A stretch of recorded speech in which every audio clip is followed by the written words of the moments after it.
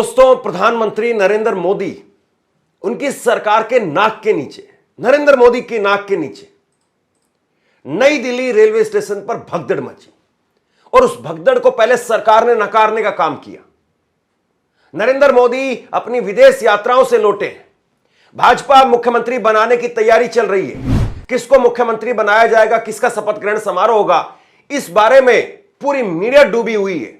लेकिन लोगों की क्या हालत है, कोई खैर खबर ले। दोस्तों, दिल्ली रेलवे स्टेशन को लेकर जो खबरें सामने निकल के आ रही है वो सहरम पैदा कर देने वाली है। प्रधानमंत्री नरेंद्र मोदी जी और रेल मंत्री इस्तीफा देने जा रहे हैं। दोस्तों, खबर जिस तरह की सामने निकल कर आई है उसने लोगों के दिलों को दहला कर रख दिया कि रेलवे स्टेशन पर जिस तरह से भगदड़ मची, कुंभ मेले के बाद रेलवे स्टेशन पर इस तरह की भगदड़ देखने को मिली है जिसमें बहुत सारे लोगों ने हमेशा के लिए दुनिया को अलविदा कह दिया है।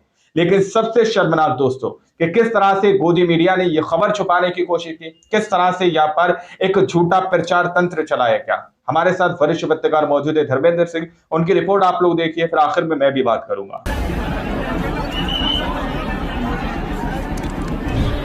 ये देखिए तस्वीरें दिल्ली के रेलवे स्टेशन की है दोस्तों, किस तरह से पूरे वार्ड भरी पड़ी है घायल से, और मरे हैं एक बेड पर चार जनी पड़े हुए। दोस्तों, प्रधानमंत्री नरेंद्र मोदी, उनकी सरकार के नाक के नीचे, नरेंद्र मोदी की नाक के नीचे नई दिल्ली रेलवे स्टेशन पर भगदड़ मची और उस भगदड़ को पहले सरकार ने नकारने का काम किया। नरेंद्र मोदी अपनी विदेश यात्राओं से लौटे हैं। भाजपा मुख्यमंत्री बनाने की तैयारी चल रही है। किसको मुख्यमंत्री बनाया जाएगा, किसका शपथ ग्रहण समारोह होगा, इस बारे में पूरी मीडिया डूबी हुई है। लेकिन लोगों की क्या हालत है, कोई खैर खबर लेने वाला नहीं है। और शायद इसीलिए एक बड़ा हादसा हुआ। महाकुंभ में जाने वाले लोगों की भीड़ लगातार बढ़ रही है और यह केवल एक स्टेशन की बात नहीं है, देश भर में ज्यादातर राज्यों में ज्यादातर स्टेशनों पर यही स्थिति है। नई दिल्ली रेलवे स्टेशन पर पहले शुरुआत में सरकार ने नकार दिया कि कोई यहां पर भगदड़ हुई है, अफवाहें हैं मात्र। सबसे पहले कहा गया कि अफवाहें नकारने की सरकार की तरफ से प्रवृत्ति है, इस अफवाह पर बैन लगना चाहिए। इसके बाद में धीरे धीरे खबरें निकल करके आने लगी, सोशल मीडिया पर लोग ट्वीट करने लगे, विजुअल निकल करके सामने आने लगे कि भगदड़ हुई है और भयंकर भगदड़ हुई है। फिर खबर निकल करके आने लगी कि 15 लोगों की मौत हो गई है। और अभी जब मैं खबर कर रहा हूं तो खबर आई है निकल करके सामने कि 18 लोगों की मौत हो गई है। ना जाने आंकड़ा कितना है, कितना सरकारी फिर और कितना बढ़ेगा, अभी ले जाया गया है। वहां पर हुआ है, पैरामिलिट्री लगा दी गई है, फोर्स लगा दी गई है। वहां पर लोगों को, पत्रकारों को अंदर जाने नहीं दिया जा रहा है। क्या हालात है, किस तरीके के हैं, पता नहीं। जो लोग वहां पर चश्मदीद हैं, जिनके परिवार के कुछ लोग अंदर हैं, वो देख करके आए, वो बता रहे हैं कि एक एक बेड पर 4-4 शव जो है वो रखे हुए पूरी रहते हैं। बताइए, ये तस्वीर है 4-4 शव। कितने लोगों को देखा होगा घायल या मरे हुए? अरे इतने हैं, पूरे वार्ड भरी पड़ी है घायल से, और मरे हैं एक बेड पर चार जनी पड़े हुए। हमारे देवरानी के साथ 2 बच्चे मरे पड़े हैं। अच्छा, आपने कितनी बॉडी देखी होंगी एक अंदाजा? बहुत भैया है, बहुत ढेर लग रहा है बॉडी के। कैसे देख ही नहीं पाते हैं, इतना है वहाँ। इतनी डेड बॉडी आपका नाम? खुद देखी हूँ मैं। आपका नाम क्या है? शोभा। कहाँ की रहने वाली है? मैं बिहार के रहने वाली हूँ। तो आपको कैसे पता चला कि आपकी देवरानी की मौत हो गई? मेरे देवर फोन करा, यहाँ ऐसे बात हो गया, भगदड़ मच गया, मैं घायल हूँ, मेरे पत्नी खत्म हो गई। बच्चे दबे पड़े तो बच्चे दोनों सही सलामत है, पत्नी खत्म हो गई। तो जब आप अंदर गई, कितने लोगों को आपने घायल या मरे हुए देखा? घायल तो 50-60 जनी घायल है। और मरे हुए तो अनगिनती है भैया, एक पर एक चौक रखा है, बहुत जनी है मरे हुए। एक बेड पे 4-4 जनी है मरे हुए लोगों को। हाँ, मरे हुए एक बेड पे 4-4 जनी है, जिसपे हमारे देवरानी है उसपे 3 है। आपकी देवरानी के। और इतना ही नहीं, दिल्ली में जब एक तरफ अरविंद केजरीवाल की सरकार नहीं है, अभी एलजी के हाथों में सारा प्रबंध है। एलजी दिल्ली के उपराज्यपाल, जो कि सीधे तौर पर मान लीजिए आप केंद्र सरकार के ही अधीन है, वो ट्वीट करते हैं और बाद में मरने वाली जो खबर है, लोगों के मरने वाली खबर, उसको हटा देते हैं, उसको एडिट कर देते हैं। इससे ज्यादा शर्मनाक और क्या होगा। याद करिए लाल बहादुर शास्त्री का वो दौर, जब 1956 के अंदर एक रेल हादसा हुआ था। 1956 में उस रेल हादसे के बाद में लाल बहादुर शास्त्री ने इस्तीफा दे दिया था। लेकिन आज यहां पर कोई इस्तीफा नहीं देगा। ना नरेंद्र मोदी इस्तीफा देंगे और ना उनके मंत्री इस्तीफा देंगे। आप लिख करके रख लीजिए। इस देश में कितने लोग मर जाएं, कितने भी लोग मर जाएं, शायद सरकार को रत्ती भर फर्क नहीं पड़ता है। अगर फर्क पड़ता कोई होता फर्क नहीं तो पड़ता। सरकार इस्तीफे लेती, जवाबदेही तय करती, लोगों में विश्वास जगता।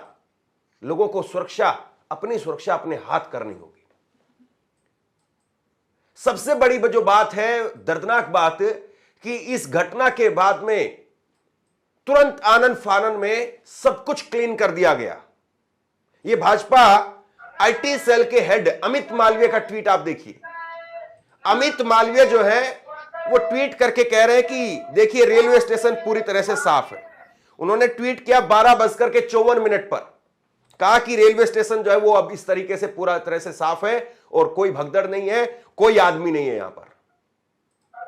ये नकारा निकम्मा लोगों को ये बताना चाहिए कि जब भगदड़ हो रही थी तो चप्पे चप्पे पर सीसीटीवी कैमरे लगे हुए थे। नई दिल्ली का रेलवे स्टेशन अगर वो सुरक्षित नहीं है तो बताइए देश में कौन सा रेलवे स्टेशन सुरक्षित होगा? सबसे ज्यादा सुरक्षा व्यवस्था अगर कहीं पर है तो वो नई दिल्ली रेलवे स्टेशन पर है। नई दिल्ली, वहां पर चप्पे चप्पे पर सीसीटीवी कैमरे, नई दिल्ली की बात चल, हर प्लेटफॉर्म पर, हर सीढ़ी पर कैमरे लगे हुए हैं और कैमरों में, सीसीटीवी कैमरों के जरिए कंट्रोल रूम में बैठे हुए लोग देख रहे हैं कि क्या कुछ हो रहा है। लेकिन संभालने के लिए उनको भी पता है कि ये हालात है ही नहीं। एक एक करके मैं आपके सामने वो रात भर जो कुछ घटनाक्रम चला है मैं आपके सामने लेकर के आ रहा हूं। रात को ये खबर जो है वो आने लगी 9:30-10 बजे के आसपास और उसके बाद से ये खबर आती रही। रात को करीब 3 बजे तक मैं लगातार इस खबर पर मॉनिटरिंग करता रहा, देखता रहा कि कहां पर क्या कुछ हो रहा है। और सुबह भी वही हालात, बद से बदतर हालात, लोग अपने परिजनों को ढूंढते हुए फिर रहे हैं।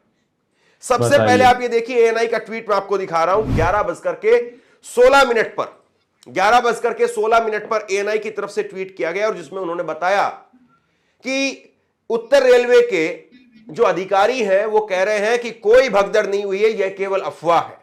उत्तर रेलवे प्रयागराज के लिए 2 विशेष ट्रेन चलाने की योजना बना रहा है।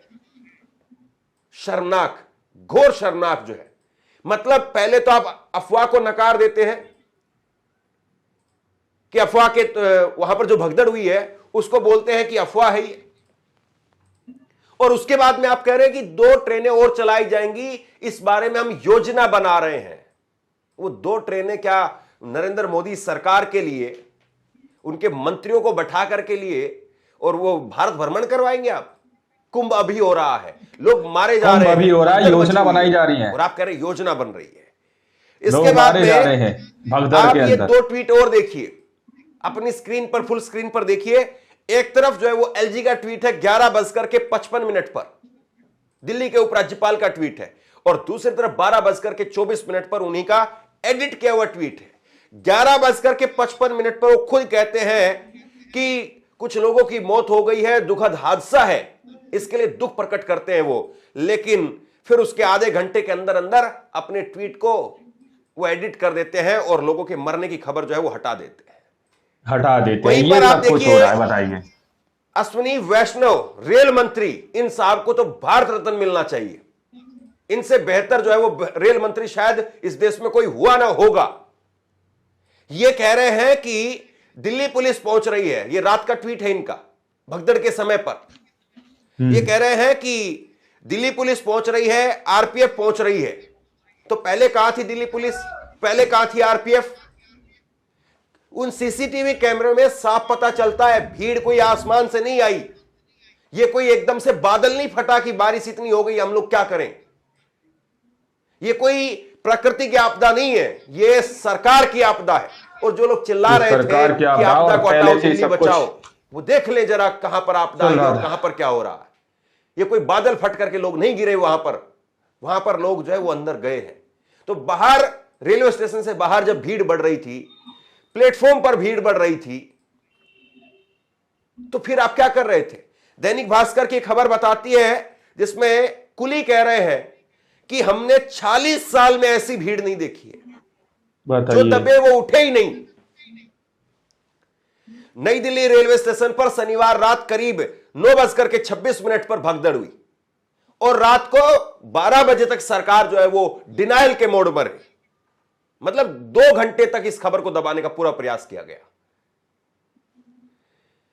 इनमें 14 महिलाएं हैं, 3 बच्चे हैं, 25 से ज्यादा लोग घायल हैं और लोकनायक जयप्रकाश एलएनजेपी हॉस्पिटल ने इसकी पुष्टि की है। हादसा प्लेटफॉर्म नंबर 13, 14, 15 के बीच में हुआ। महाकुंभ जाने के लिए स्टेशन पर शाम 4 बजे से भीड़ जुटने लगी थी। सरकार खर्राटे ले रही थी, 4 बजे ही सरकार सो रही थी। रात को करीब 8:30 बजे प्रयागराज जाने वाली 3 ट्रेनें लेट हो गई, जिससे भीड़ बढ़ी और भगदड़ मच गई। भगदड़ मच गई। ये स्थिति थी, वहां पर लगातार थी और ये केवल नई दिल्ली की बात नहीं है, पूरे देश में यही हो रहा है। पूरे देश में ऐसे ही हालात हैं, लेकिन कोई ऐसे ही हालात और ऐसी ही तस्वीरें सामने निकल के आ रही हैं। इसके बाद में देखिए कुंभ मेले के अंदर से निकल के आ रही हैं। एएनआई की तरफ से ट्वीट किया जाता है 12:28 पर, जिसमें एलएनजेपी अस्पताल ने 15 लोगों की मौत की पुष्टि की। 9:30 बजे से 3 घंटे लग गए लोगों को यह बताने में कि हां लोगों की मौत हुई है। मैं पूरी रात जो इस खबर पर मॉनिटरिंग करता रहा। इसके बाद में आप देखिए उत्तर रेलवे के अधिकारी हैं, डीसीपी, वो कह रहे हैं बड़ी कि खबर है दोस्तों, लेकिन मीडिया भी खामोश बैठा हुआ है। दो ट्रेनों के देरी से चलने से यात्रियों की अधिक संख्या के कारण भीड़ बहुत अधिक हो गई, कुछ लोग घायल हुए। फिलहाल स्थिति नियंत्रण में है। 15-20 मिनट के अंतराल में भारी भीड़ के कारण यह स्थिति हुई और यह तब हुआ जब एक विशेष ट्रेन की घोषणा की गई। लोग उस ट्रेन को पकड़ने तो आप लोगों ने इस वीडियो को शुरू से आखिर तक देखा। वीडियो के स्टार्टिंग में मैंने कहा कि प्रधानमंत्री नरेंद्र मोदी जी और रेल मंत्री जी क्या इस्तीफा देने जा रहे हैं। ये इसलिए कहा गया, जिस तरह की बात धर्मेंद्र सिंह कह रहे हैं कि एक रेल दुर्घटना हुई थी, उसमें इस्तीफा दे दिया गया था। तो क्या प्रधानमंत्री नरेंद्र मोदी जी भी इस्तीफा देंगे? क्या रेल मंत्री जी भी इस्तीफा देंगे? क्योंकि ये जो दोस्तों सब कुछ सामने निकल कर आया, एकदम अचानक से नहीं हुआ, इसकी पहले से ही सब कुछ था मामला कि हाँ भीड़ बढ़ेगी, यहाँ पर भीड़ बढ़ रही है दोस्तों, तो फिर क्यों वहां पर व्यवस्था नहीं की गई। कुंभ मेले के अंदर भी यही हुआ और दावा किया जा रहा है देश भर में इसी तरह से बहुत सारे स्टेशनों की तस्वीरें हैं जहां पर बहुत ज्यादा भीड़ देखी गई है। आखिर इसकी जिम्मेदारी कौन लेगा दोस्तों? जो रेलवे स्टेशन पर घटना घटी है, जिसमें लोगों ने अपनों को खो दिया और वहां पर दिन रात जो पानी पी पी कर हिंदू के नाम पर राजनीति करते हैं, हिंदुओं का वोट बटोरने की कोशिश करते हैं, आज वो हिंदू दुनिया को अलविदा कह गए, दुनिया को पूरी तरह से छोड़ गए और हिंदुओं के मारे जाने के आंकड़े भी जारी नहीं किए जाते। आप लोग जरा सोचिए, क्या आखिर हिंदू सिर्फ और सिर्फ एक वोट बैंक बन के रह गया? क्या हिंदू की जान की कीमत सिर्फ एक वोट है दोस्तों? जरा सोचिए, आखिर आंकड़े क्यों जारी नहीं किए जा रहे? ये अपने आप में काफी बड़े सवाल हैं। सारे सवाल धर्मेंद्र सिंह ने उठाए हैं और बाकी आप लोगों ने इस पूरी रिपोर्ट को देखा सुना, आप लोग क्या सोचते हैं, क्या समझते हैं, अपनी राय कमेंट सेक्शन में जरूर दीजिएगा। सच्ची बात की खबरें देखने के लिए चैनल को सब्सक्राइब कीजिए। मिलते हैं अगली वीडियो में, जब तक के लिए जय हिंद, जय भारत।